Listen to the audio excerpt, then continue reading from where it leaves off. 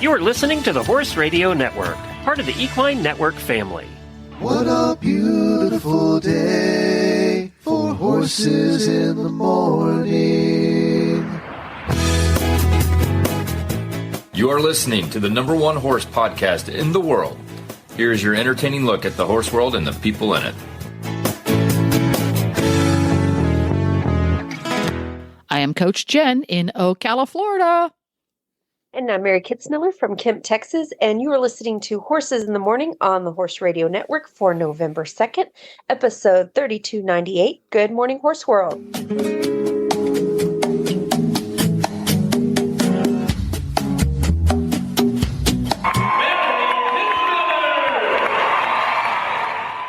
Welcome back, Mary. Thank you for having me. Thank you, babe. Yeah, you've been a busy girl since we chatted last. How many different horse shows, clinics, affairs? Where have you been? It's busy. Yeah, it's been insane. So I started out in Oregon, flew out there. I've been going out there for clinics the last couple years, twice a year, and got more in the works for next year, which I'm really excited. And that is put on by one of our auditors, Danny. Oh gosh, I don't know her last name because it's different than it is on Facebook. I think it's Russell. I'm really bad at names. So she puts on a clinic just outside of Portland, and had a really good time there. A few auditors actually participate in that. And so I was there for several days, and then I flew home. And then the next day, I hooked up my trailer and went to the Stock Horse of Texas World Show over in Abilene, Texas. It's a Texas association, yet we have a world show, so I assume other states and countries are allowed. But that's the thing Texas about the Western people. community; they love a world show. Yeah. Yes, and I get my little grammatical pedantic self gets hung up when people call it Worlds Show. That's really common. They'll say, "Oh, I was at Worlds." Yeah. Like, is Mars competing? I didn't know they had a quarter horse association.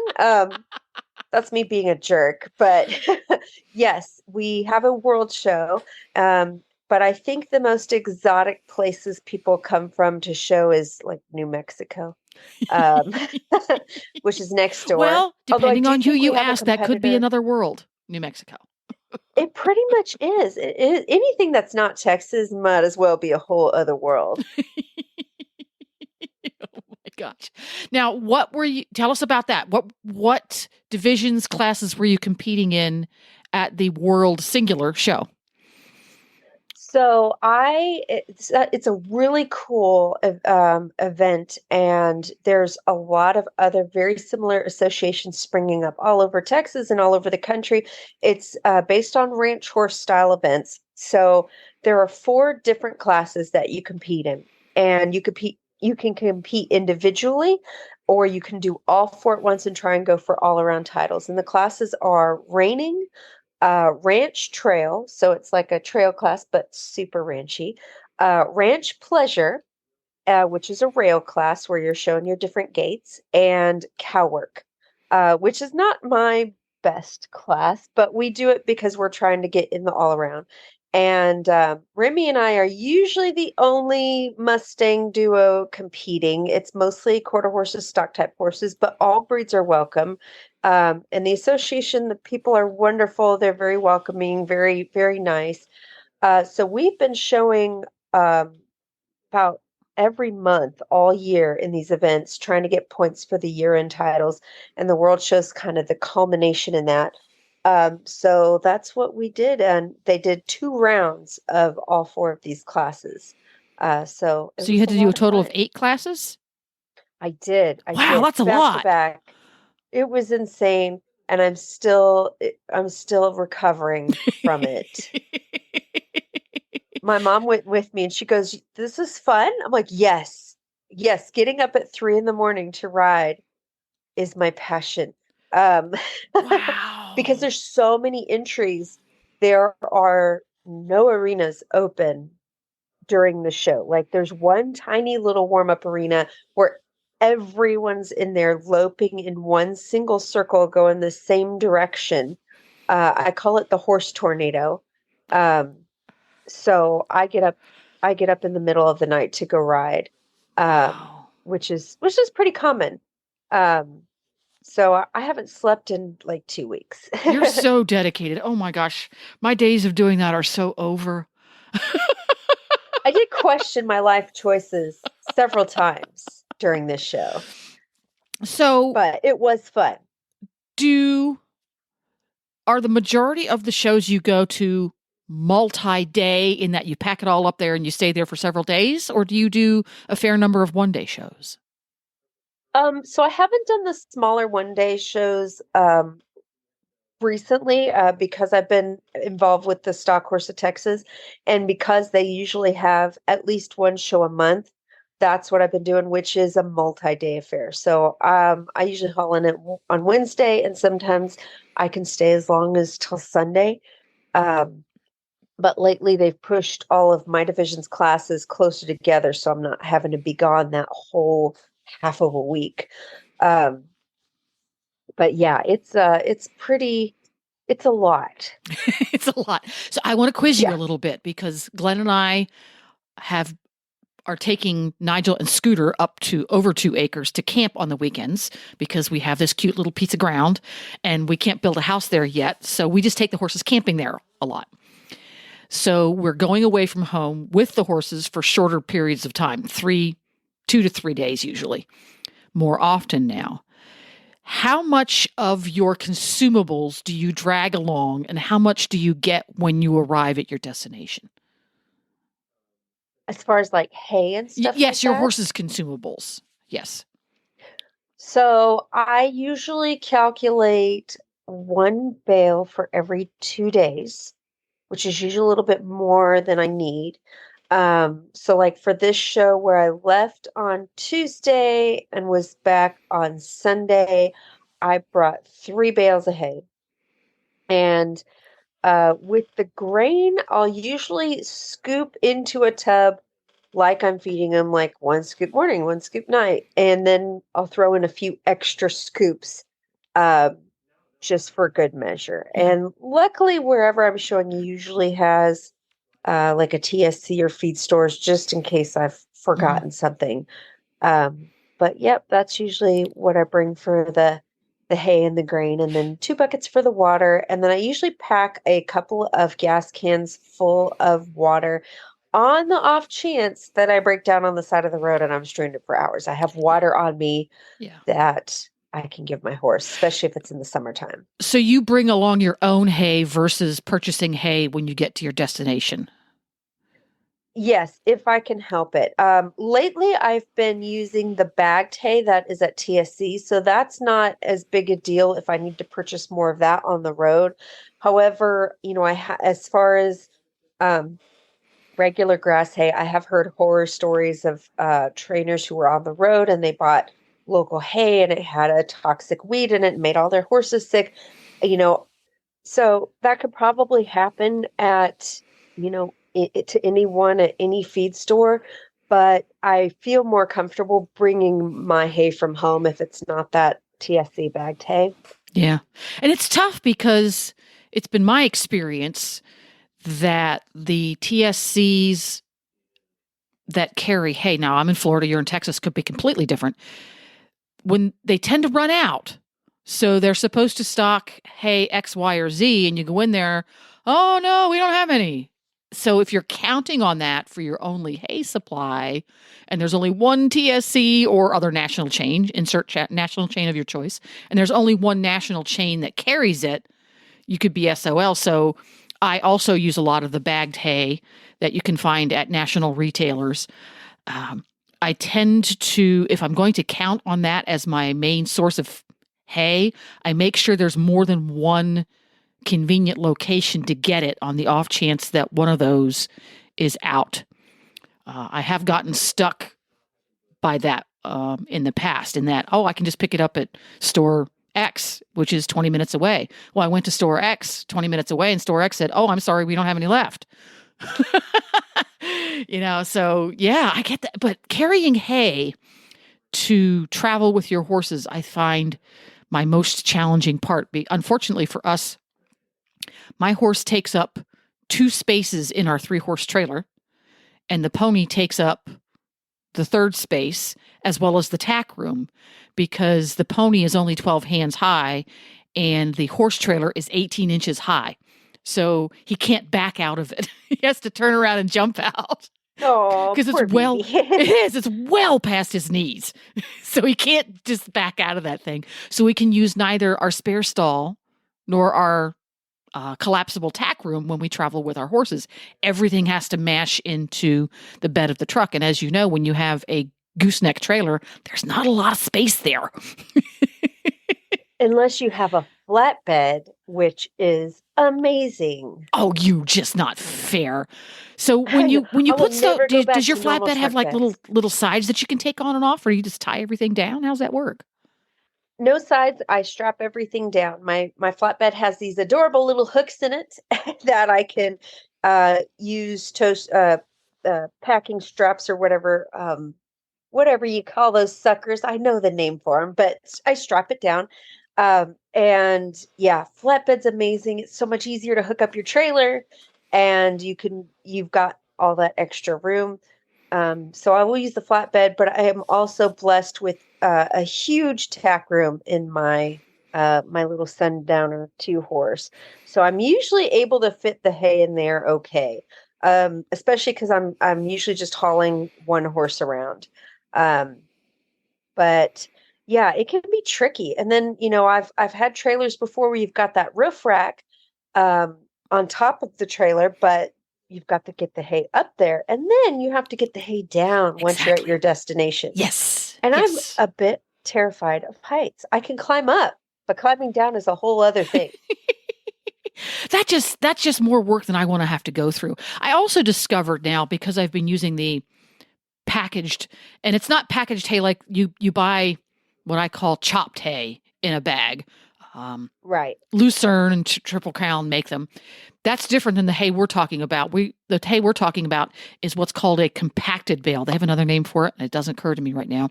So a 50-pound bale is quite literally half the size of a typical 2-string bale, which is in that 50-pound range.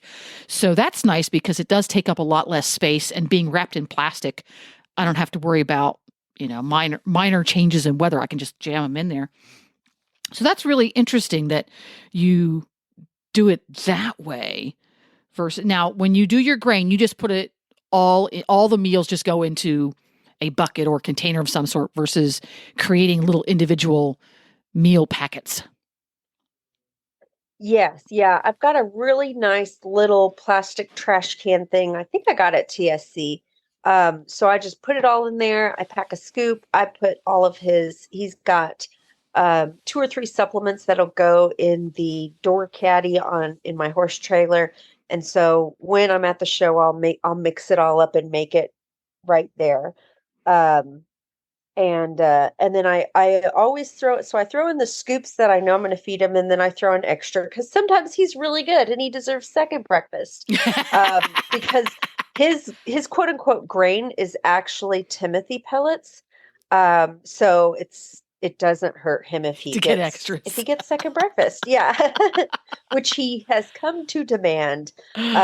Every time I'm finished with a class, I take him to a stall, untack him, and he stands in there in his stall giving me the evil eye until I give him a meal, because he's like, I did it. I did the thing. So I love it. He's gotten quite spoiled. I love it. But he did so good. Finally, we're going to circle back around now to the horse show part. When the World Singular show wrapped up, you came in what place? So, so there were 2 rounds of the horse show. In the first round, so we did all 4 of those classes. He had placed 4th in trail out of 30 people, I think, which is really good. He had a super high score. We were like 20th in reining, because that's not our best class. we were 14th in cow work, which for us is insane, is amazing. Because also cow work, not our best class. He was 8th in pleasure, and then he was 9th all around, which that for the year, we have never made a top 10 all around. So that was round one. Round two, he was 3rd in trail. There was a tie for first. He was like a half point from winning trail. And we got, I think, around the same type of placing in reining. We were 12th in pleasure. Our cow work we had a little accident in the cow work, which I can elaborate on. But overall, between both of the rounds put together, we did end up as the reserve world champion in the trail class, which is huge for us, and I'm so proud of him. We were just out of getting, the big prizes, like they were giving away Yeti coolers and stuff. We got a patch. There we It's a go. very Well, expensive let patch. me do this. This is important right now. I'm going to do this. There we go. You probably didn't hear that, did you? I did not. Yeah, I played the applause button for you. Oh, hooray! Well, that's great. I know you guys have been putting on the miles all season long to get into that top 10. That's so exciting that you squeaked into the top 10. Yay! Yes, and I keep having to go back and remind myself this is a Mustang in with a bunch of quarter horses that are they've been bred for generations to do this. So Yes. the fact that he's so competitive, I'm so proud of him. And where we are not as competitive is where both of us are beginners. I consider myself to be a beginner in cow work. So that's my goal over the winter, is to go and haul and ride with people who actually know what they're doing in that class and get some pointers and start making improvements there. Yay! So I'm really excited to do that. Well, I can't wait to hear all about that. Well, we're going to get to our first listener question. We have questions that Mary answers and I chime in on each month that are submitted by listeners who are also auditors. If you want to become an auditor and help support Horse Radio Network and Horse Radio Network hosts like Mary and belong to the super special Facebook group that gets to ask questions, head on over to either horsesinthemorning.com or horseradionetwork.com and look for the auditor banner. It's always located somewhere. Click on that and it explains how you can become an auditor. And right after we hear from our sponsor, Sentinel Horse Nutrition, we're going to do our first question. Some people don't think horses and people communicate. We call those people not horse people. Not horse people don't know you and your horse share a unique bond, or that your horse knows you know they like your dogs. But not so much the barking. At Sentinel Horse Nutrition, we don't knock not horse people. We're too busy focusing on horse people's horses. With extruded nugget feeds for exceptional nutrition and formulas for every need, our wide choice of feeds makes it easy to find the fit for your horse's health. Find theirs at feedsentinel.com. So our first question comes from Steph, and it is on the topic of ranch horse world. Maybe how do you first introduce a horse to a rope, and at what point do you go under saddle and start swinging, etc.? So that is a really good question. I will start it during my groundwork, and I'll start swinging I've got like a 60-foot extra soft branch rope that I use, and it's got a Buck Brannaman Hondo on it, so it's a little bit more of an open Hondo, and you're supposed to be able to use it with horses, and it has a little bit more give and stuff like that. And actually his groundwork book has a very detailed step-by-step on all of the rope work that he does on the ground, which I can't recommend enough. So it's got exercises in it that I like to use. I'll rope my horse in a round pen and start there and teaching them how to give to the pressure and to draw towards you. And then you can do things with the rope, like while you've got the rope around their neck, you could flip it to the other side of their hip and teach them to give to that pressure and come around. So they just start feeling that rope all over their body before you have the added risk of being on them. and I will put the rope around their barrel and teach them to lead forward with the rope, right where the girth would be on the saddle. I'll rope all 4 feet and teach them to lead with the rope with all 4 feet and teach them to pick up their feet with the rope.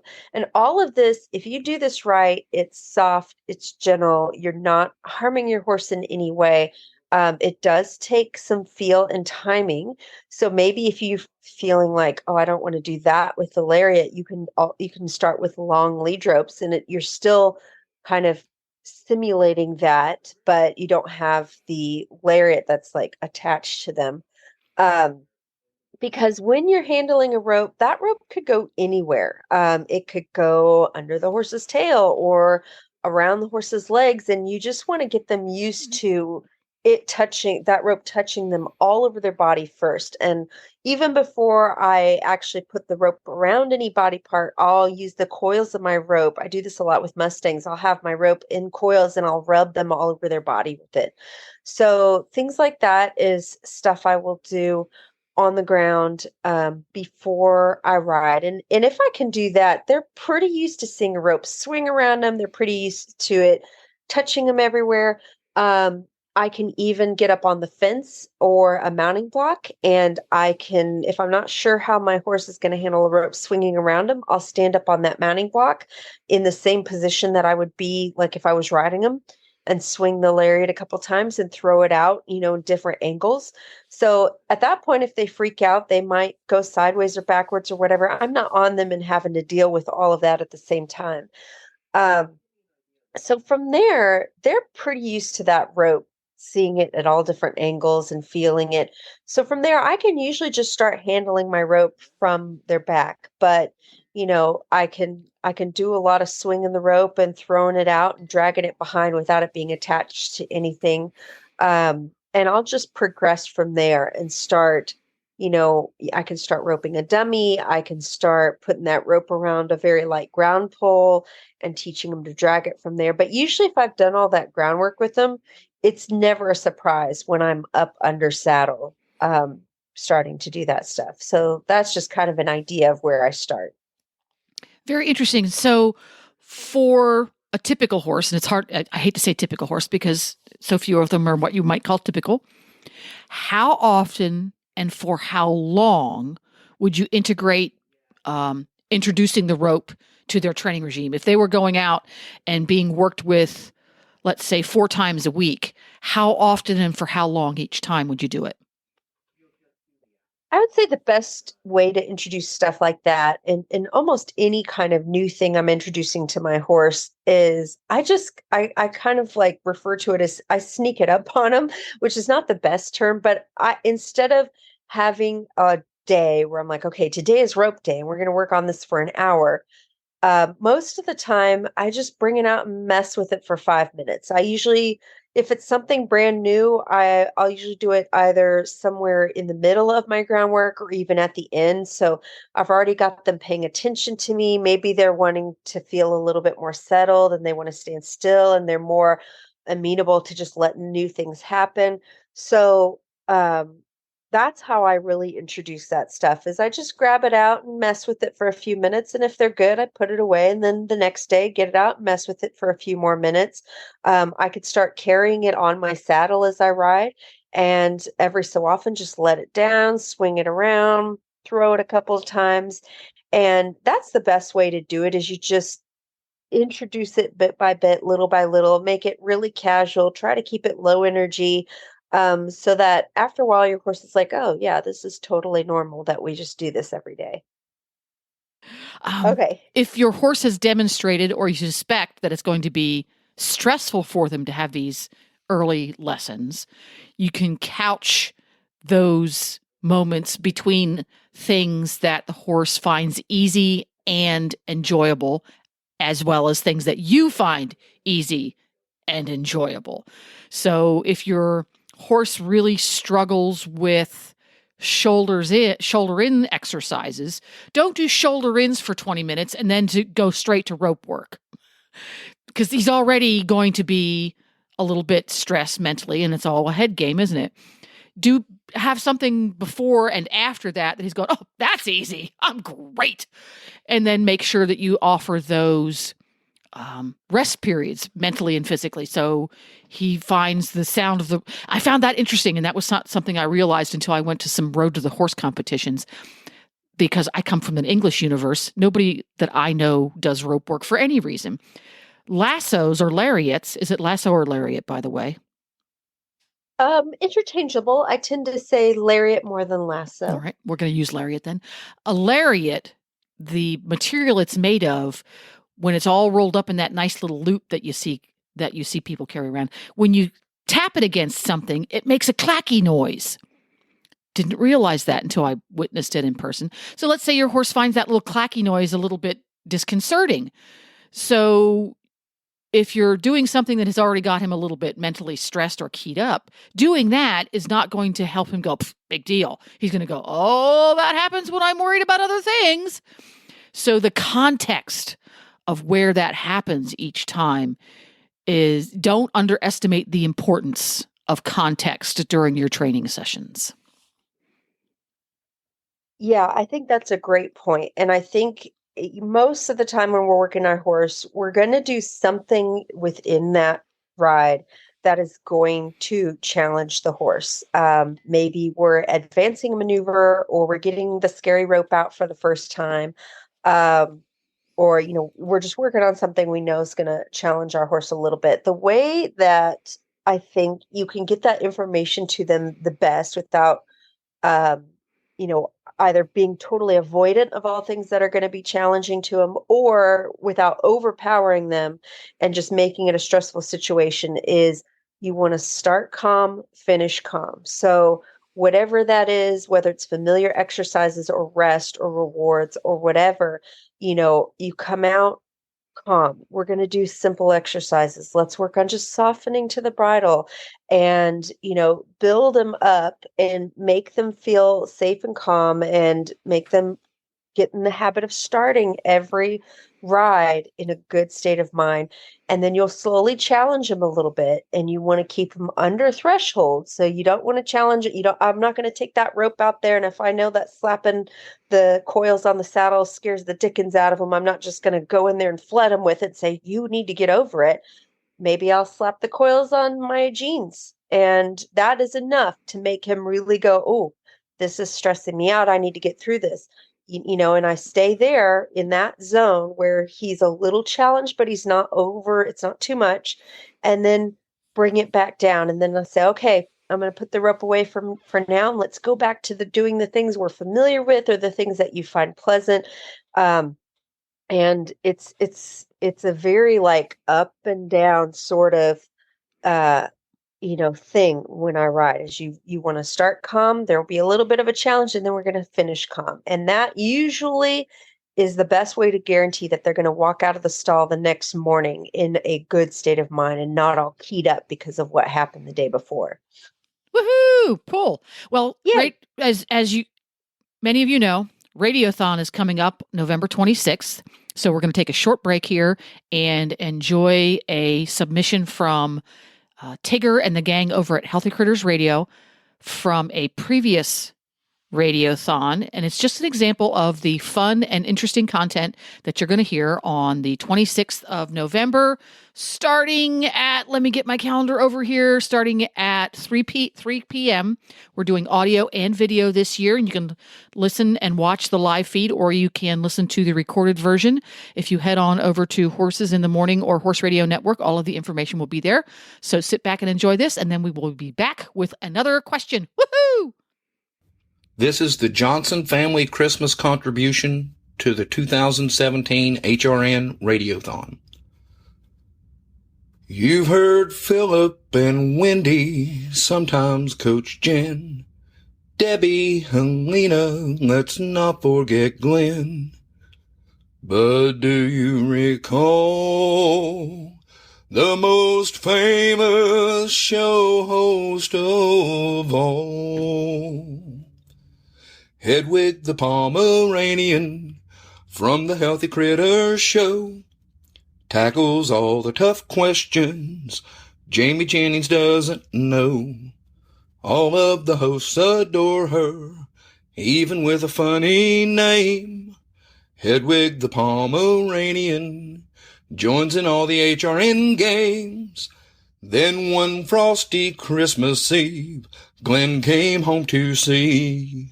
The host had wrapped his gifts in gold underneath the Christmas tree.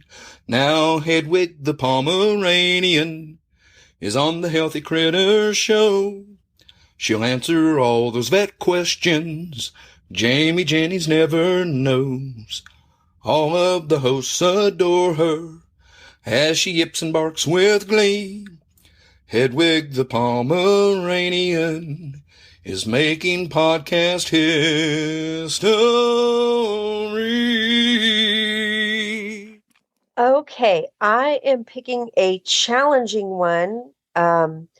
So this one is from Corinna, and her question is, I have a question about how best to work with my 5-year-old Mustang who is very stoic and also not very confident. It's hard to tell when he freezes emotionally because he's so stoic, but later, hours or the next day, he gets upset about a very easy ask, such as backing up a few steps.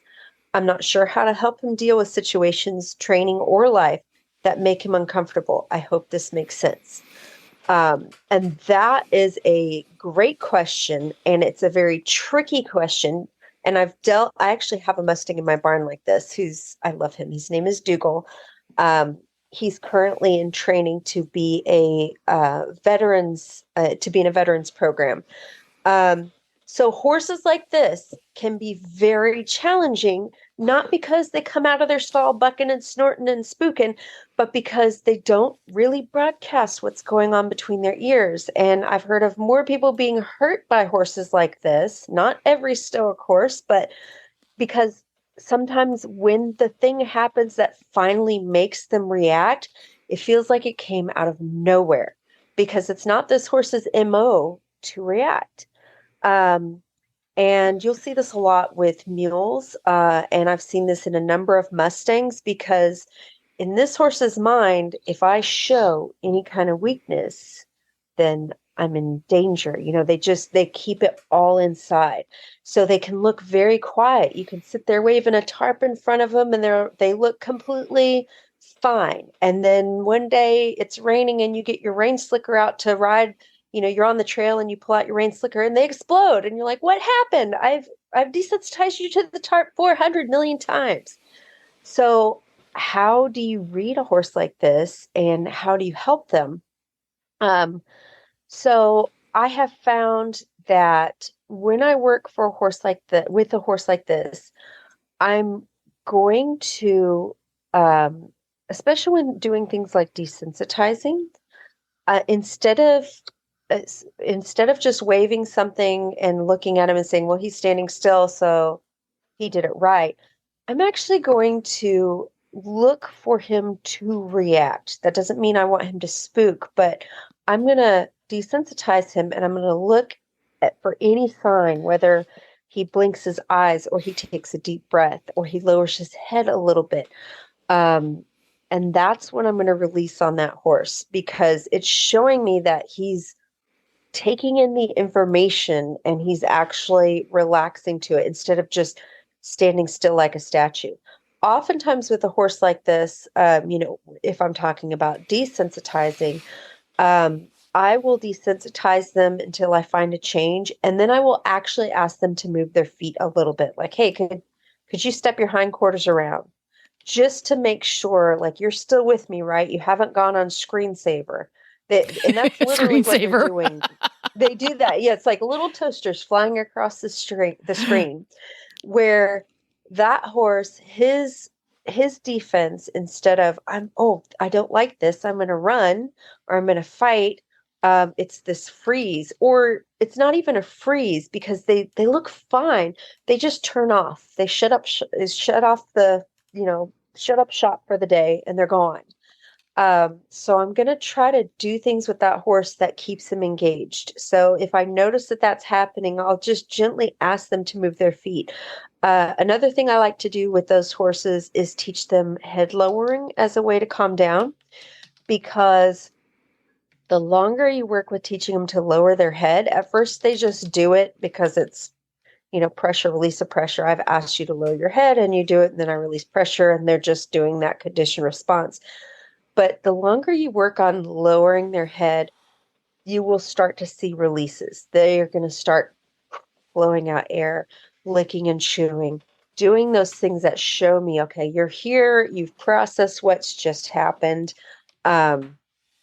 And so things like that, anytime I ask my horse to do anything, a horse like that, I'm going to look for a release. And this is very hard and it's very subtle. But if I can get them to actively participate in these calming behaviors, then I know that they're with me. There's other kinds of things that I'm just now starting to kind of like explore with things like the Masterson method. And we were talking about Linda Tellington Jones at the last clinic, things like, sticking my finger in their mouth and getting them to actually lick and chew. So if you can do those kinds of, I definitely recommend exploring those kinds of programs and teaching your horse how to have those releases. The other thing that I really like with these kinds of horses is positive reinforcement training and actually finding a clicker training program. And I know that's not for everyone, but so with my Mustang Dougal, for instance, when I first got him, he would be quiet with me. And then with a stranger, specifically a man, which I've never had a horse, I've never experienced this personally with a horse before, he would have these big reactions. So he would go from totally fine to, I don't know who you are. And that's when I would actually see him have this big reaction and react to things. But I could sit there waving things around and asking him to do stuff, and he would just shut down. He just wasn't computing. He would be so quiet all the time, except for those rare moments. And in particular with this horse, I could not get him to go forward for anything. Specifically the trot. Could not get him to trot. I would wave tarps. I would jump up and down doing jumping jacks. I would have the scariest flag I could, and he just wouldn't go. And I felt like with using pressure to try to get him to go forward, I felt like I was going to a space that I didn't want to go to, where I was using way more pressure than I felt comfortable with. And I thought, what if I use all this pressure and it still doesn't work? So I've just tormented you with all this pressure and I still didn't get the answer. So I actually, with that horse, went completely back and said, let's introduce the positive reinforcement with the clicker and the food. And even with that, I would click and he would just kind of go, okay. And I would actually have to open his mouth and shove the treat in there, like take the treat, and he'd go, okay. And he'd eat it, but I wouldn't see anything. There would be nothing on his face. And so I did this for weeks thinking, this is a waste of time. It's not going to work. Like, you don't care. And then all of a sudden, one day, this horse blossomed. He started looking at me when I'd approach his corral and nickering at me. And he'd be like excited to see me. And the moment that actually made me want to cry, and I'm going to cry thinking about it now, is he came up to me in the pasture and trotted circles around me. Like, look what I can do. Do you see? Oh my gosh. And this is a horse. Yeah, like I still want to cry thinking about it. This was a horse that he was a statue until he wasn't, until something really scared him. But he was a statue. He emoted nothing. And like I said, getting him to trot, like I felt like I was going to have to get fireworks and explode to make him go. And for him to like willingly come up to me, and I wasn't asking, I was just walking through the pasture, and he was like, look what I can do. And it made that horse not only like want to show me all the behaviors he learned, but I used that in the high stress situations. So he was real nervous about the farrier for the first many trims. And so I went out there and clicked and treated, and that kept him from going into shutdown mode, and it kept him engaged. And what that taught that horse was that any new thing that I introduced to him, it was a game. There was a goal to it. And so it kept him turned on and not shut down. And it made him realize that, okay, even though this thing is really different and weird, like me crawling up on him for the first time, instead of him just turning off and going into that dangerous place that those stoic horses can go to, where you're like, are you paying attention? Are you getting ready to explode? I don't know. I can't read you. It made him like look back at me and go, does this get the treat? Is this right? And I saw him mentally ask questions and then get excited when he got the correct answer. So I strongly encourage that kind of training for those horses, for any horse really, but it works extremely well with those real stoic, statuesque horses that don't appear to have much of a personality. You will see a totally different horse come out of it when you do that kind of work with them. That's so interesting.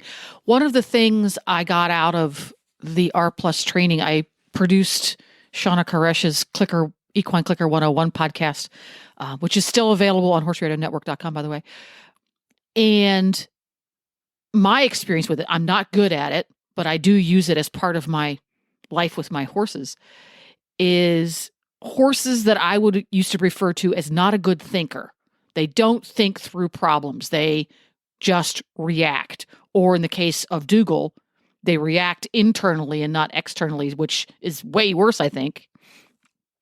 It helps them unlock their ability to think, or their motivation to think through a problem, or their curiosity. I think you used to call it the seeking gene. Seeking emotion. The seeking emotion. And that's what a great way to describe it, in that Dougal started to go, well, what about this? And what about this? And what about this? It can unlock that horse's desire to go, well, what about this? And that is such an important part of their existence, whether or not they have interactions with humans. Exactly. It's such a good way to go about things. I have a lot of what I call cowboy skills, like I was just talking about with the Lariat, which is stuff I've learned from natural horsemen and just really fantastic horsemen. And so I have a lot of those skills, whether it's getting a Mustang halter broke or a horse on the trailer, like we got to go to the vet. This horse is not well. I can get that horse on a trailer in 30 minutes. But there are some times where I run into a horse where my cowboy skills come to an end, where I know there's a better cowboy out there who could get this done using these skills, and they could do it way better and with, little fuss and resistance. But I know where my skills kind of stop. And I'm like, okay, if I try to do this with this horse, it's not going to work out well. That's where that clicker training, it always works. Sometimes it's a little bit more tedious and it's going to take a little longer, but anytime where I'm like, I don't know, I got nothing. That's where I the script. I'm like, let's bring in the clicker, and it always helps. Horse and Rider On Demand allows you to train smarter, not harder. Our training video collection, featuring some of the industry's top Western professionals like Bud Lyon, Cody Crow, Ryan Rushing, and more, can help you perfect your horsemanship and improve your performance in the arena. Get access to hundreds of videos and learn more about events like ranch horse versatility, reining, working cow horse ranch riding, and more for just $14.99 a month. Watch anywhere, anytime. Horse and Rider On Demand can be streamed from any smart device. Visit ondemand.horseandrider.com to start your 7-day free trial. That's ondemand.horseandrider.com. Okay, so final question. I did not write down the name. I believe this is from Peggy. How do fellow competitors, general public, perceive an American Mustang competing at events like the stock horse shows? I personally think most Mustangs are extremely versatile and definitely suitable for events like that, and hope to see more in the future. Maybe even myself with one of my own Mustangs. So my experience has been 100% positive. They love seeing Mustangs.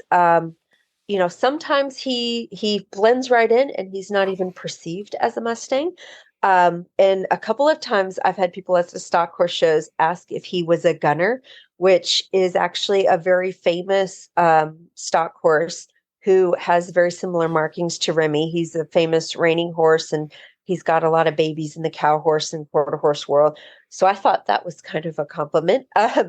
But at these stock horse events, they love him. Everyone knows who he is. Everyone's cheering for him. Even when we go in the cow classes and we don't do very well, I still get tons of compliments. This last show they said, "Wow, he's really improved. I've loved watching him improve all year." So people love them, and I will often run into fellow Mustang people. Even if they're not showing their Mustang at the event, I always get a lot of people who say, "Oh yeah, I started a Mustang 10 years ago," or "My assistant had a Mustang."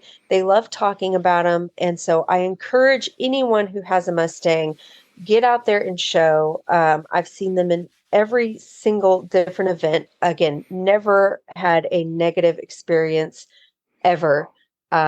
They love to talk about them. They remember them, and they're always very welcoming. Yay! That's interesting because early on when they started encouraging people to take a Mustang and give it a life outside of a holding pen, I think there was a pretty significant stigma against them. But I get the feeling from people in all different disciplines, from trail horses to 3-day eventers, that it's very much looked at as a diamond in the rough breed. I'm going to use the word breed, even though they're not technically a breed, I don't think. That people go, "Oh, wow, that's so cool." Because especially if you ride English, never met a Mustang before. And that's really cool that it's the perception of them being toss-outs or leftovers, or, "Oh, you took a Mustang. Wasn't that nice of you?" That they have a legitimate place in the competitive disciplines as well as the non-competitive disciplines. Yeah, exactly. And I think, there's so many talented Mustang trainers out there now. So now the Mustangs that you're running into in the public are very accomplished and trained. I think the more people that see him in these associations going and doing well, like I said, Remy's a reserve world champion now. Yay! And they're really seeing what they can do. And I always tell people, whatever kind of horse you like, if you want a real Spanishy, animated horse, or you want something that's talented over jumps or that has endurance, or like Remy is a very grumpy potato that likes to ride for short spurts and then he's done. You can find a Mustang that fits the bill. And that's the good thing about them. You're right. I don't think they are officially a breed, and they're so varied. You can find tall Mustangs, small Mustangs, hot Mustangs, cool Mustangs. So they're very versatile breed, and they can do just about anything any other horse can do. There we go. So for folks who want to track you down, follow you on social media, hire you for a clinic, etc., where can they appropriately stalk you online? You can find me on Facebook, Mary Kitzmiller Horsemanship, or on my website, marykitzmiller.com. There we go. That's it for today, everybody. We're going to let Mary go because she's still recovering from sucking dust at the Stock Horse World Show for 4 days. And she will be back again next month. And we'll be back again tomorrow on Horses in the Morning with more fun. See you then. See ya.